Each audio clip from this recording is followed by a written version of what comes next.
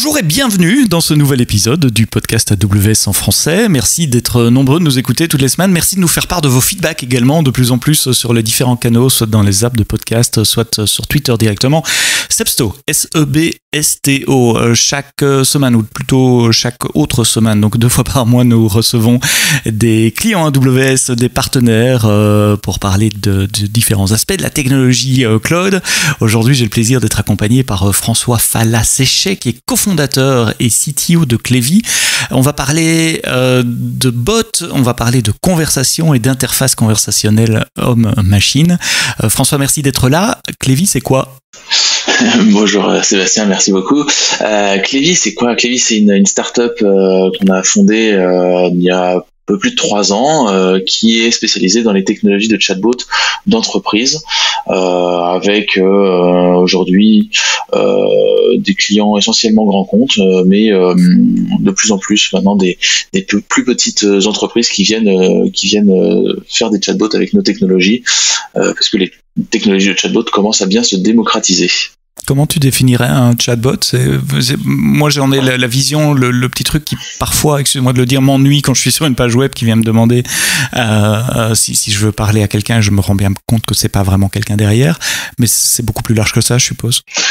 Fondamentalement, un chatbot, c'est un bot, c'est robot, hein, c'est un petit robot qui est généralement dans une interface de chat, pas toujours, puisque Alexa est aussi un chatbot, on va dire un voicebot pour délimiter la différence entre chat qu'on tape et chat qu'on parle à la voix. Mais donc c'est un petit robot avec lequel on peut discuter en langage plus ou moins naturel, c'est-à-dire comme là on est en train de parler ensemble et on pourrait imaginer que je parlerai de la même façon avec le robot et qui va pouvoir faire différentes actions, soit me renseigner sur différentes choses, soit faire des actions sur d'autres logiciels, d'autres systèmes avec des API diverses et variées. Et donc c'est un moyen qui a un peu le vent en poupe parce que ça permet d'automatiser plein de choses. Si je suis une entreprise de e-commerce et que j'ai un service client, ça va peut-être me permettre, avant que le client il aille parler et utiliser un vrai être humain, de pouvoir mieux qualifier sa demande ou alors carrément de lui répondre intégralement à son besoin de A à Z juste par chat, juste en parlant. Quels sont les composants principaux d'un chatbot ? Je parle au niveau technique là. Quelles sont les briques logicielles ou les briques d'architecture si tu devais dessiner comment fonctionne une interaction avec un chatbot ? Un chatbot, première chose, c'est qu'il faut une interface pour lui parler. Donc l'interface, ça peut être une fenêtre de chat. On en trouve beaucoup sur les sites web, les petites pop-up en bas à droite du site, comme tu disais tout à l'heure, qui s'ouvraient et qui venaient nous embêter des fois alors qu'on veut juste se promener tranquille sur le site. Ça, c'est une interface de chat, mais il y en a plein d'autres. Hein. Il y a tous les devices Alexa et puis toutes les enceintes connectées du marché. Il y a aussi des possibilités. Alors là, depuis très très longtemps qui existent, tout ce qui est serveur vocal interactif, c'est une forme de chatbot. On appelle un numéro de téléphone et on tombe sur un petit robot qui nous dit tapez 1 pour parler à machin, tapez 2 pour truc. Tout ça, c'est des interfaces de chatbot. Donc ensuite, ça, c'est le premier composant, l'interface homme-machine, ce qui me permet d'interagir, que ce soit par la voix, avec des touches de mon téléphone ou en tapant du texte. Exactement. Ça, c'est vraiment le premier élément. Ensuite, il y a un deuxième élément qui est en face, c'est un ordinateur. Donc moi, je suis un être humain, très bien, j'ai une interface, mais de l'autre côté, j'ai un ordinateur. Et donc, il faut que l'ordinateur il puisse comprendre ce que je lui dis ou ce qu'on est en train d'échanger. Ça passe par des moteurs conversationnels. Et des moteurs conversationnels, il y en a de plein de types, mais il y a grosso modo 2 types, et puis ils sont pas forcément contradictoires, ils peuvent même s'imbriquer, s'utiliser l'un complémentairement à l'autre, mais il y a ce qu'on appelle la NLP, qui est le traitement du langage naturel, la compréhension du langage naturel, si on parle de NLU, donc Natural Language Understanding, ou Natural Language Processing, NLP. Et donc ça c'est quelque chose qui permet au chatbot de comprendre quand je parle avec des vraies phrases, sujet, verbe, complément, avec des mots de tous les jours. Si je dis quel est le menu de la cantine, il va comprendre que j'ai faim et que il faut qu'il me renseigne sur ce que je vais pouvoir manger à midi. Et puis après il y a des moteurs conversationnels qui vont plus reposer sur peut-être des arbres décisionnels, des boutons, des scénarios préconçu, on va dire, où on va cliquer sur un bouton ou sélectionner un choix ou des choses comme ça. Ça, c'est ce qu'on va retrouver. Justement, on parlait tout à l'heure de serveurs vocaux interactifs, taper 1, taper 2. C'est un peu ce genre de choses. On sélectionne la réponse précise qu'on veut donner. Oui, c'est un arbre de navigation. Oui, en fait, c'est très différent. Si la navigation est extrêmement structurée, comme dans un IVR, un système interactif au téléphone, ou si c'est une conversation ouverte, comme je peux avoir en langage naturel, comme je peux l'avoir avec Alexa. Exactement, oui. Quel est pour les clients qui utilisent AWS, vous savez peut-être, vous qui nous écoutez, peut-être vous ne savez pas, vous apprenez qu'il y a un engin de NLP, un service de NLP qui est disponible dans le catalogue de services AWS. Ça s'appelle Amazon Lex. Est-ce que tu peux nous en dire un peu plus sur Amazon Lex ? Oui, Amazon Lex, c'est un de ces outils donc, de NLP qui permettent d'analyser ce qu'il y a dans une phrase. Donc, je vais dire une phrase. Donc, déjà, je parlerai peut-être un petit peu après de l'entraînement, mais je vais dire une phrase et il va me dire, cette phrase, grosso modo, c'est cette grande catégorie de sujets. Est-ce que, je sais pas, qu'est-ce qu'on mange à midi et j'ai un problème avec mon ordinateur, c'est deux grandes catégories très différentes. Il n'y a pas que les mots qui sont différents, il y a aussi l'intention qui est derrière, qui est différente. Donc, ça va pouvoir détecter l'intention de l'utilisateur. Et puis ensuite, par exemple, qu'est-ce qu'on mange à midi et qu'est-ce qu'on mange ce soir. Il y a deux paramètres qui sont à midi ou ce soir, et peut-être que le menu va être différent à midi ou ce soir, et je vais pouvoir ensuite faire une logique différente pour dire, le menu du midi c'est celui-là, ou le menu du soir c'est celui-là. Ça va permettre de détecter ce qu'on appelle les entités ou les slots qu'il y a dans la phrase, et pouvoir les utiliser ensuite dans ma logique conversationnelle pour en faire quelque chose d'intéressant. Et ça, c'est pas spécifique Alex, c'est tout engin d'NLP, processe du texte en entrée et te donne en sortie l'intention de ce que le client veut faire et les paramètres éventuellement ce midi, ce soir dans ton exemple. Voilà, ça c'est vraiment le point commun de tous les engins de NLP. Il y en a qui sont plus ou moins spécialisés sur certaines choses, qui vont être meilleurs sur certaines choses ou sur d'autres. Ça, j'ai envie de dire, c'est un petit peu au choix du développeur d'aller choisir le meilleur outil pour ce qu'il veut faire. Plus on va aller sur des cas d'usage extrêmement techniques, sur des trucs pas très connus ou vraiment très précis, peut-être plus ça va être difficile de fine-tuner son moteur de NLP pour vraiment des cas très très précis, mais aujourd'hui c'est des technologies d'intelligence artificielle qui sont vraiment très utilisées, qui commencent à être vraiment très performantes. Alors, j'ai dit, prends en entrée du texte. Pour Amazon Lex, l'entrée, ça peut être du son également, puisque Amazon Lex fait aussi le traitement du signal son, ce qu'on appelle Automatic Speech Recognition, donc transformer un son, un flux MP3 pour simplifier, en texte avant de pouvoir l'analyser. Donc, on peut faire vraiment les deux avec Amazon Lex. Donc, ça, c'est la deuxième brique. La première brique, l'interface. La deuxième brique d'un chatbot, l'engin d'NLP. Est-ce qu'il y a d'autres briques pour faire un bon chatbot ? J'ai envie de dire la troisième brique, c'est qu'est-ce que le chatbot il veut faire. Pour rester sur mon exemple un peu nunuche du menu de la cantine, il va devoir aller se connecter aux API peut-être de mes systèmes de restauration de mon entreprise ou de mon restaurant ou peu importe, et aller trouver aujourd'hui on est tel jour, le midi ou le soir, et trouver le bon menu. Mais dans un cas de e-commerce, la personne va peut-être dire j'ai un problème avec ma commande, ok, c'est quoi ton numéro de commande? Mon numéro de commande c'est le 1, 2, 3, 4, 5, et il va aller regarder dans son CRM, dans son logiciel de gestion des commandes clients, lequel la commande numéro 1, 2, 3, 4, 5 c'était des chaussures, et donc on va pouvoir ensuite construire le scénario en fonction de ça, peut-être lui dire ok, je peux te proposer un remplacement parce que j'en ai en stock, ou je peux lui dire tant pis, je te rembourse parce que je peux pas te les remplacer, quoi.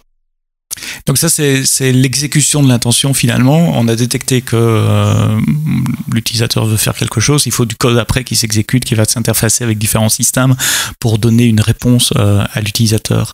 Sur la partie gestion du dialogue, il y a quand même pas mal de plomberie, de code qui est tout à fait non différencié à faire pour gérer l'état dans un dialogue, se souvenir des questions précédentes, peut-être se souvenir du profil d'utilisateur si c'est un utilisateur qui revient, histoire de ne pas lui redemander toujours les mêmes questions. C'est quelque chose que Clévy adresse quand vous développez des bots?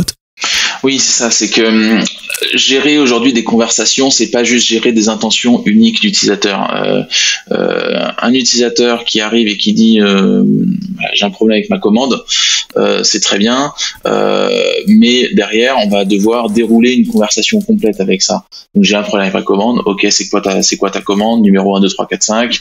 Ok, j'ai retrouvé ta commande. Effectivement, c'est des chaussures. Je peux te proposer soit un remboursement, soit machin. Et donc il y a toutes ces choses-là qu'il va devoir dérouler. Il va devoir construire quelque chose. Peut-être que une semaine après, la personne va revenir, va dire bah j'ai toujours pas reçu le remboursement. Si le chatbot il est pas très futé, il va dire bah je te connais pas, t'es qui. Mais si en fait le chatbot arrive à se souvenir que la personne était venue, il va se dire ok, bah je sais déjà que cette personne-là, il y a une semaine elle était venue, son numéro de commande c'était un 2, 3, 4, 5, il avait sélectionné d'être remboursé, et puis je sais pas moi, peut-être qu'il avait pas renseigné ses coordonnées bancaires dans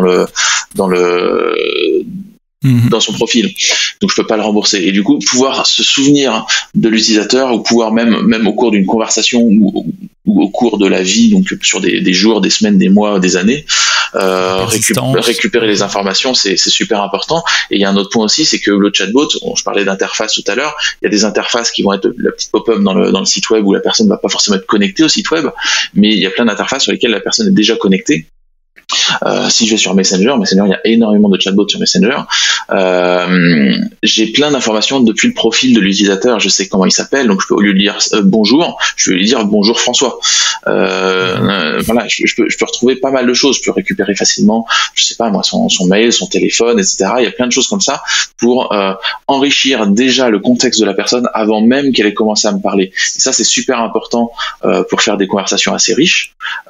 Juste détecter l'intention, ça ne suffit pas à faire une richesse d'intention, c'est une prouesse technologique, c'est formidable, mais l'expérience utilisateur, elle vient aussi de tout ce qu'on peut faire autour.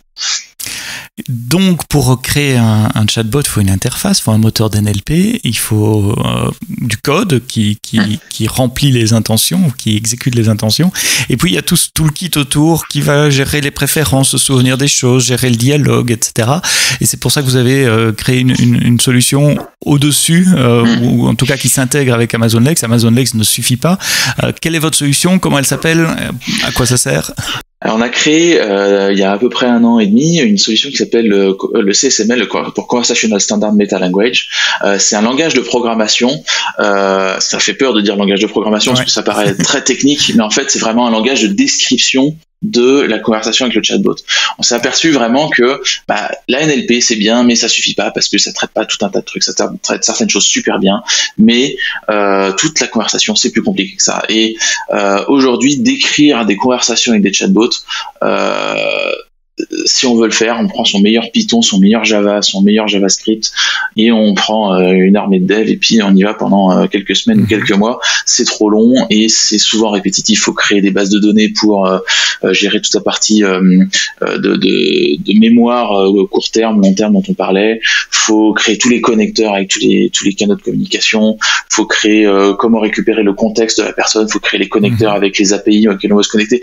Et tout ça, en fait, c'est des parties qui sont adressées partiellement par les engines de NLP, mais voilà, les développeurs aujourd'hui ils veulent pas passer 95% du temps sur de la tuyauterie et sur du setup de base de données, des choses comme ça.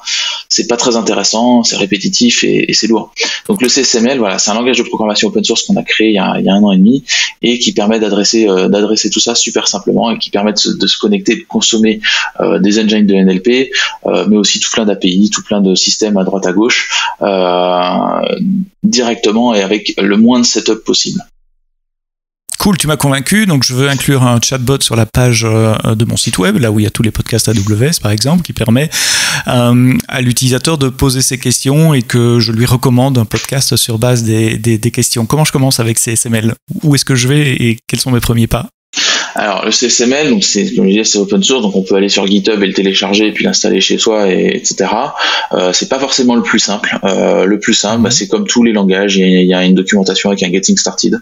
Donc on va sur docs.csml.dev. Ça nous donne quelques exemples de petits chatbots qui font différentes choses. Et puis on va créer un compte totalement gratuit, parce que c'est vraiment un petit environnement de développement en ligne, mais qui permet de faire tout sans avoir à rien installer chez soi, où on va pouvoir créer son chatbot en CSML, et puis ensuite quand on est bien au point, on peut aussi l'exporter, ce chatbot.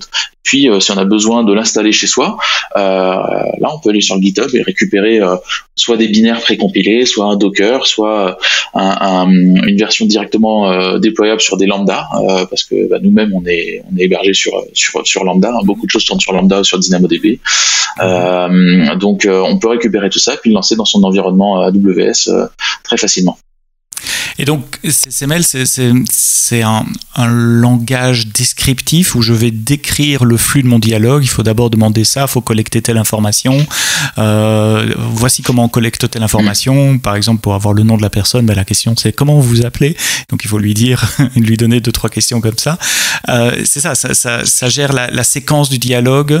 Et à partir de là, vous générez du code qui est déployable sur plusieurs engins d'NLP, je suppose.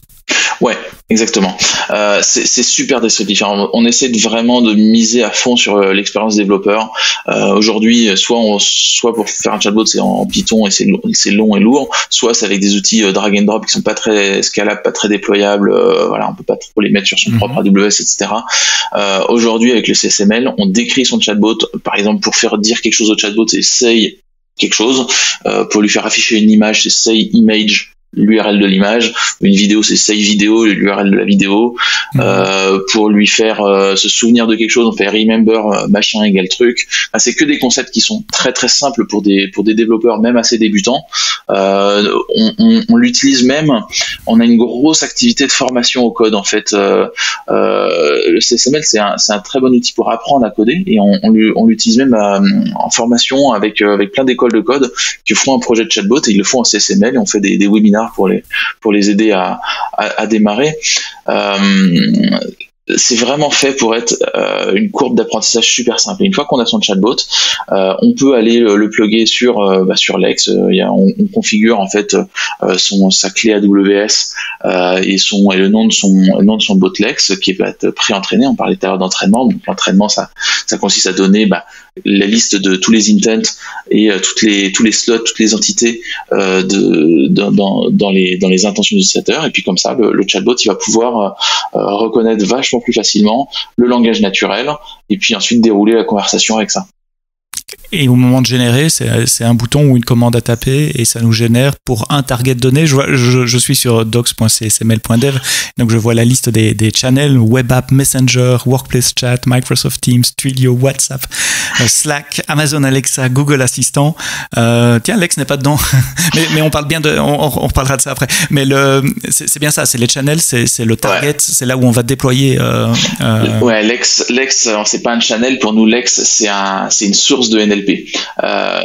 Donc on va consommer Lex. En fait, Lex, la personne va créer son bot sur Lex en français, parce que Lex est sorti en français dernièrement, ou dans toutes les langues disponibles par Lex. Et on va consommer ça dans la logique du chatbot. Puis après, le chatbot va être déployé sur une interface. Donc, je parlais des interfaces tout à l'heure. Une interface avec donc Messenger, etc. Et du coup, Alexa est une interface, c'est une interface vocale qui, d'ailleurs, en arrière-plan utilise la technologie de Lex, puisque c'est la reconnaissance, c'est le même moteur, c'est la reconnaissance vocale, c'est du speech to text et text to speech, comme on dit, et du coup on va pouvoir déployer notre chatbot sur une de ces interfaces. Le chatbot derrière va consommer ou pas, si on veut pas qu'il consomme, c'est pas obligatoire, il va pouvoir consommer à certains endroits ou partout, juste ou pas du tout, des engines d'NLP et pouvoir se connecter ensuite à toutes les API qu'on veut derrière. Et donc c'est avec une seule application CSML, je peux en fait déployer sur plusieurs plateformes le même chatbot avec la même logique, avec les mêmes business functions?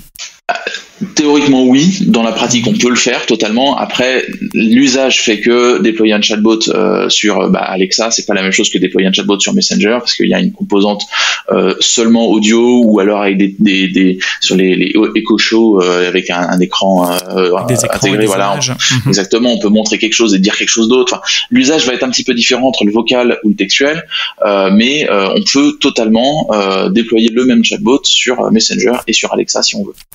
Donc mon exemple était mauvais, je peux reprendre un autre exemple, je pourrais déployer sur Twilio et sur WhatsApp en même temps.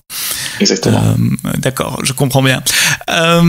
Et qu'est-ce que j'ai besoin? J'ai besoin d'un éditeur de code pour taper le code, et puis ce sont des commandes en ligne de commande. On a un mode CLI, ou on a un mode en ligne si on veut le faire. On a vraiment directement l'éditeur. Hein. C'est un petit peu comme si on avait son VS Code ou son éditeur préféré de code directement dans le navigateur. Mais on peut aussi, avec un outil en ligne de commande, le faire directement en local sur son ordinateur, et ça marche tout aussi bien. D'accord. Eh bien, on va essayer ça. Voilà quelque chose à faire pour le prochain week-end, quand il arrivera. Tu as mentionné qu'Amazon Lex est en français également. Effectivement, c'est une nouvelle qui est tombée il y a quelques semaines. Je ne sais pas quand ce podcast sera diffusé. Donc, il y a quelques semaines qu'Amazon Lex, après de longues années d'avoir parlé anglais uniquement, supporte maintenant français, italien et espagnol. Ça va changer quoi pour vous? Ça va changer que nous on est basé en France, du coup on a beaucoup de clients en France, on a beaucoup d'utilisateurs en France, on a beaucoup d'utilisateurs, pas que en France d'ailleurs, dans des pays francophones,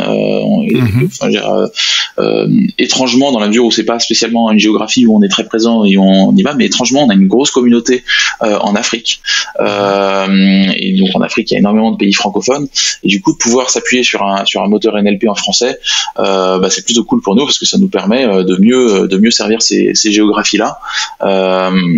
Et même en France, on a vraiment beaucoup de demandes, beaucoup de besoins. Ça nous permet d'aller pousser l'utilisation de NLP chez des gens qui sont déjà chez AWS, qui ont déjà peut-être toute leur infrastructure chez AWS, mais qui étaient coincés de devoir utiliser des moteurs NLP, ou de pas avoir de moteur NLP, qui voulaient faire du CSML. C'est vraiment un argument pour nous de développement. Et quand Clevy propose un projet bot à un de ses clients, je suppose que vous utilisez CSML en interne. Tu as des exemples de bots qui ont été déployés avec CSML que nos éditeurs peuvent tester, par exemple? Oui, le moteur CSML, c'est le moteur de nos propres technologies de Clevy. Donc tout ce qu'on fait pour nos clients utilise le CSML à un moment donné. On a un chatbot notamment qui a fait un grand bruit, parce que cette année, comme tout le monde le sait, il y a eu un événement particulier qui était le Covid, et on a lancé en mars un chatbot qui s'appelle CovidBot, qu'on trouve sur covidbot.fr, donc très très simple. Donc il y a un chatbot d'informations sur le Covid, de trouver un peu tous les gestes qui vont bien, et tous les bons réflexes. Ce chatbot a eu un gros succès. On a eu plus de 400 000 utilisateurs, 4 ou 5 millions de messages échangés dessus, je sais plus exactement le chiffre. Vraiment un gros usage. Il était très utilisé et très relayé par les autorités publiques. Et beaucoup de régions ou de collectivités l'ont mis sur leur site. Et du coup, si vous voulez voir un petit peu un résultat final d'un chatbot un peu riche avec du CSML, avec un petit peu de NLP, qui en l'occurrence n'est pas la NLP de Lex, mais qui est de la NLP maison de Clevy, vous pouvez aller sur covidbot.fr et puis essayer, puis jouer un petit peu avec ce chatbot. Je mettrai le lien évidemment de toutes les technologies dont on a parlé, CSML, CovidBot, Clevy, Amazon Lex et tout le reste dans les notes du podcast que vous pouvez voir dans votre appli de podcast, juste en dessous du player, vous verrez tous les liens là-bas. Tiens, tu as dit que vous utilisez aussi votre NLP, je comprends bien le besoin. Quand vous utilisez votre technologie d'NLP, c'est dans le cloud, c'est on-prem, ça dépend des clients? Alors aujourd'hui, c'est essentiellement dans le cloud, mais de plus en plus, on a des demandes on-prem, et donc du coup, la brique NLP qu'on a, elle est en Python, c'est beaucoup d'open source, donc c'est totalement déployable on-prem. Aujourd'hui, ça tourne sur ECS, sur Amazon, avec du Docker, et ça tourne très bien. Ou du Docker on-prem également, et donc CSML est indépendant aussi de la brique NLP. Amazon Lex est une des briques que vous supportez, mais pas que, j'ai bien compris ça. Ouais. D'accord. Comment tu vois le futur pour CSML? Quelles sont les évolutions auxquelles vous pensez? En ce moment, on investit pas mal sur tout ce qui est contact center. On pense qu'il y a beaucoup de choses à faire là-dessus. Ça reste aujourd'hui très difficile si je veux faire un call center pour faire du support client, etc. Ça coûte très cher, c'est très difficile à mettre en place. Amazon a un service qui s'appelle Connect qui est très bien pour ça, mais qui reste encore un petit peu trop peut-être trop inaccessible à des entreprises peut-être un peu plus petites. On s'imagine tout de suite que ça va être quelque chose de très difficile. Aujourd'hui, pouvoir dire j'ai une technologie open source de contact center que je peux déployer en 2 minutes sur mon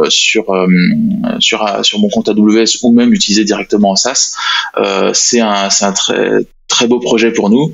L'autre chose sur laquelle on travaille, c'est que on voudrait encore plus simplifier le déploiement de CSML pour des clients AWS, vu que nous-mêmes on l'utilise et que tout est déjà scripté pour tous nos déploiements avec des templates CloudFormation.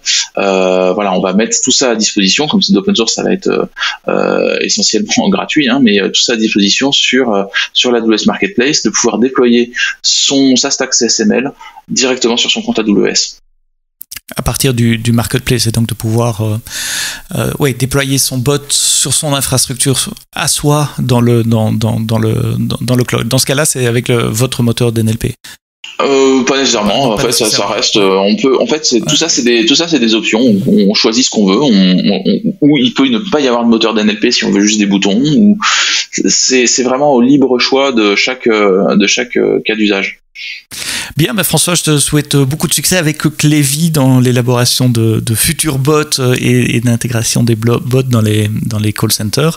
Petite parenthèse, puisque je viens de voir passer la news, je crois que c'était hier, que Amazon Lex français, italien, espagnol s'intègre aussi avec Amazon Connect, donc le call center, ce qui rendra, j'espère, vos projets call center plus faciles dans le futur, sur le marché francophone en tout cas. Merci d'avoir écouté ce podcast AWS en français jusqu'au bout. Comme d'habitude, je mettrai les liens vers les différents produits, services et technologies dont nous avons parlé dans les notes du podcast. N'oubliez pas d'en parler autour de vous, de partager le podcast avec vos collègues, votre maman et tout le monde qui pourrait être intéressé par les technologies cloud. Et bien, rendez-vous pour un prochain épisode. À très bientôt. Et d'ici là, quoi que vous codez, codez-le bien.